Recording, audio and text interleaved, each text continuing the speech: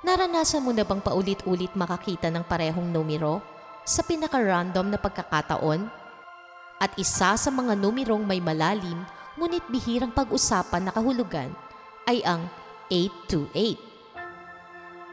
Hindi ito kasing sikat ng 1111. Pero ayon sa spiritual beliefs, isa ito sa pinakamalalakas na signs ng incoming reality shift.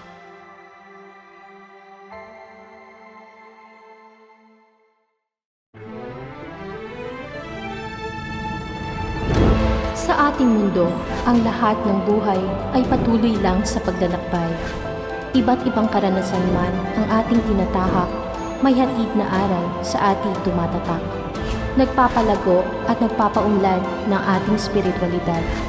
Tayo na't gumising sa kawalan. Tuklasin ang mahiwagang buwan. Angel number 828.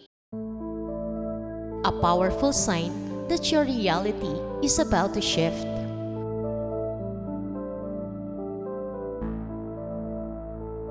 Ang numerong 8 ay konektado sa abundance, karma at power, habang ang 2 naman ay simbolo ng balance at partnership.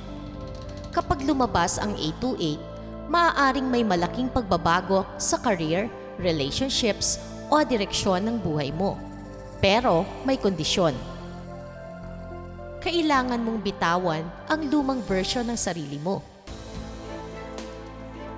Minsan, bago magbago ang realidad natin, magulo muna ang lahat. Mga plano nasisira, mga tao umaalis, mga bagay na akala mo permanente nawawala.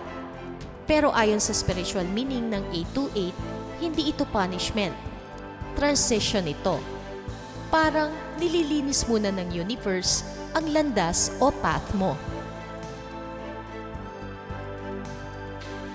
Biglaang pagbabago ng mindset.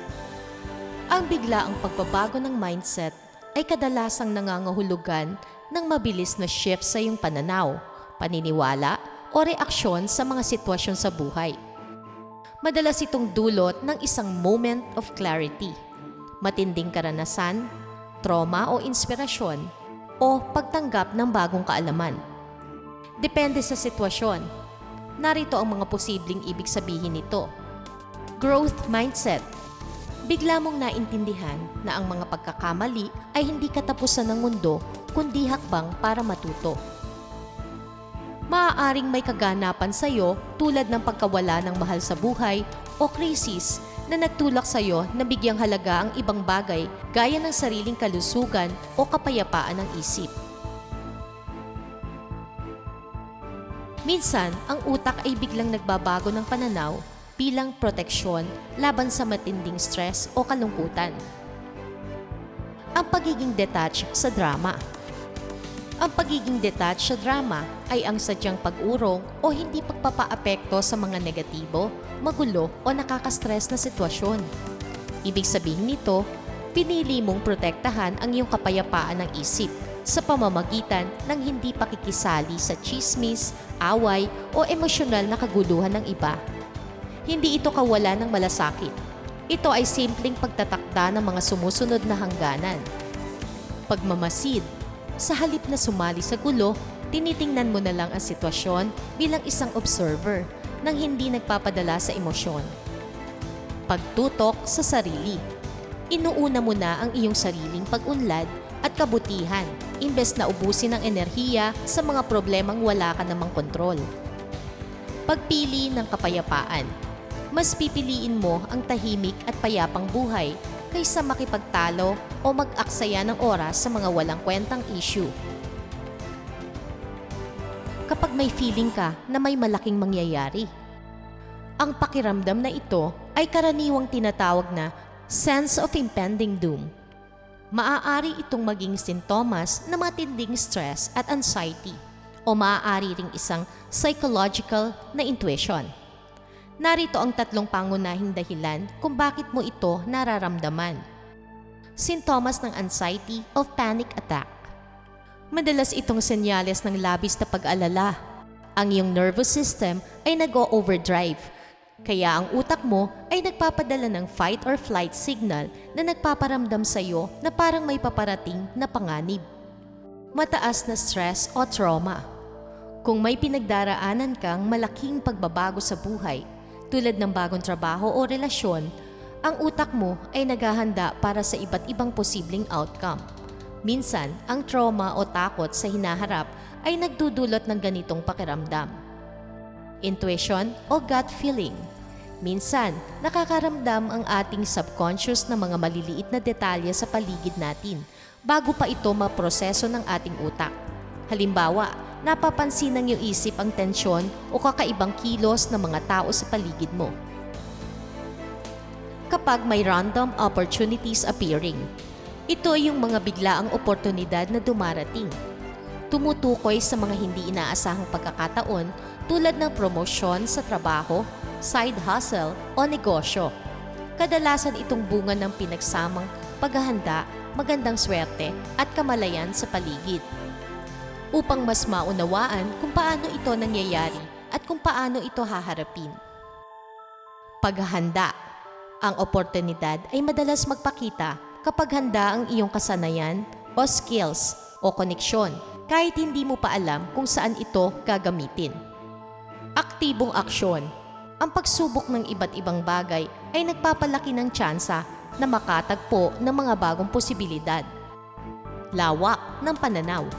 Ang pagiging bukas sa mga bagong ideya o pakikipagkapwa-tao ay nagbubukas ng mga pintuan na hindi mo plano. Kapag nagkakaroon ka na ng matinding desire na baguhin ang iyong buhay. Ang matinding pagnanais na baguhin ang buhay ay isang malalim at natural na tawag ng iyong sarili na nagsasabing hindi natugma ang iyong kasalukuyang sitwasyon sa iyong mga pinapahalagahan o pangarap. Ito ay madalas na tinatawag na turning point o simula ng paglago. Narito ang ilang pangunahing dahilan at paliwanag kung bakit ito nararamdaman. Pagod sa rutang kinalalagyan.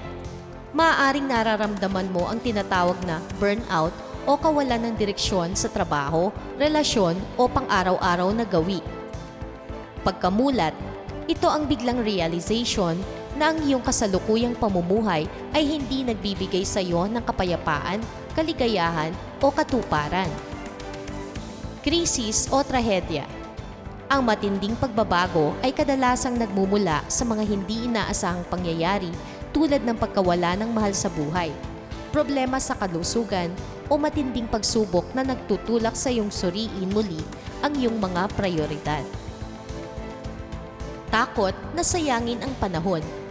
Ang pakiramdam na may mas malaki ka pang magagawa at mararating sa buhay. Nais ng 828 na magkaroon ka ng mga hakbang para simulan ang pagbabago. Una, kilalanin ang gustong baguhin. Tukuyin kung ano ang eksaktong bahagi ng iyong buhay, karera, kalusugan ba o ugali ang nagdudulot ng kalungkutan. Pangalawa, magtakda ng makatotohanang layunin. Hatiin ang iyong malaking pangarap sa maliliit at madaling abutin na mga hakbang araw-araw. At pangatlo, baguhin ang pananaw. Ang totoong pagbabago ay nagsisimula sa tamang pag-iisip. Sanay ng sarili na maging positibo at bukas sa mga bagong karanasan.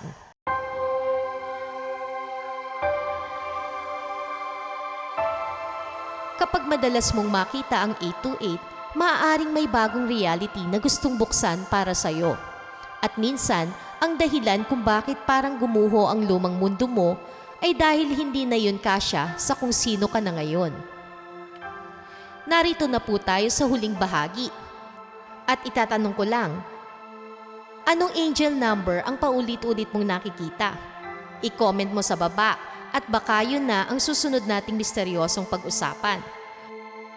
At sa mga ka-MB po natin na nag-comment na ng kanilang mga angel numbers, hintayin nyo lang po at kasunod na po ito sa ating mga susunod pang mga episodes. Huwag po kayong mag-alala at naka-note naman po ito sa akin. Huwag nyo rin po kakalimutan to follow and subscribe Mahiwagang Buwan for more spiritual mysteries, symbols, and hidden messages of the universe. So, yun na lamang po muna. Peace, love, and light. Thanks for watching.